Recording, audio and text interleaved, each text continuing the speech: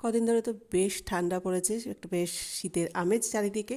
আর এই সময়তে চুল ত্বক দুটোই এতটাই রুক্ষ হয়ে যায় যে দুটোরই যত্ন নেওয়া উচিত সবসময়তে।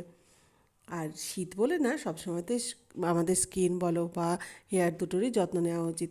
কিন্তু উইন্টারে কী হয়, চুলটা একটু বেশি রুক্ষ হয়ে যায়। যেমন ত্বকের ওপর যে একটা রুক্ষ ভাব হয়, সেমনি চুলের ওপরও কিন্তু একটা রুক্ষ ভাব হয়ে যায়।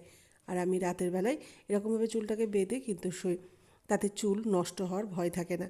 সুন্দর করে একটা বিনুনি করে নিয়ে তাকে একটা ফোল্ড করে নিয়ে একটা রাবার ব্যান্ড দিয়ে বেঁধে রেখে দিই, তাতে চুলটা খুব সুন্দরও হয়।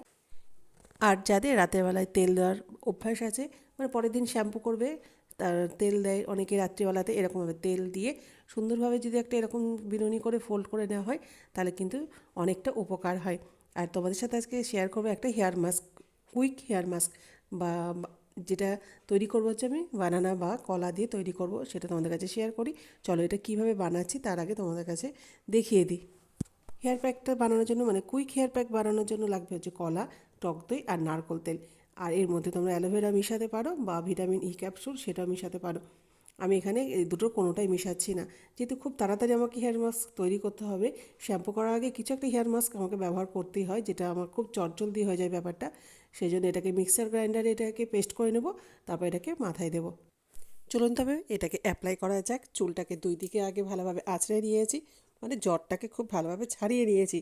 কারণ যখন হেয়ার মাস্ক দেওয়া হবে, তারপর যদি চুলটার মধ্যে জট পড়ে যায়, সেটা একটুখানি খুব বাজে ব্যাপার হয়ে যায়। সে অবশ্যই আগে চুলে জট ছাড়াতে হবে।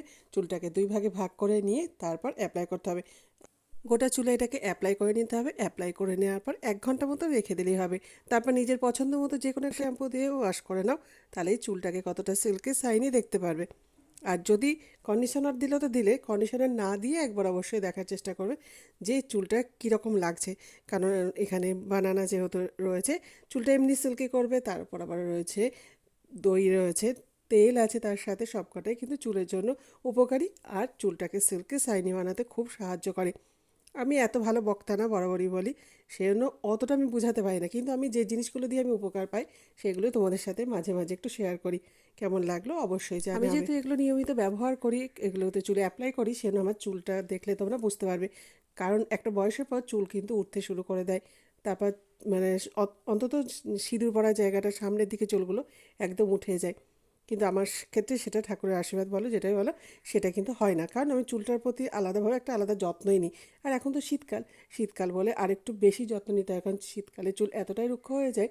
প্রতি সপ্তাহে একবার করে একটা হেয়ার মাস্ক অবশ্যই কিন্তু ব্যবহার করা উচিত। এই হেয়ার প্যাক ব্যবহার করা, কীভাবে চুলে অ্যাপ্লাই করছি, সেটা এর আগে অনেক ভিডিওতে তোমাদেরকে দেখিয়েছি, সেই জন্য ভিডিওটাকে আর বড় করতে চাই না।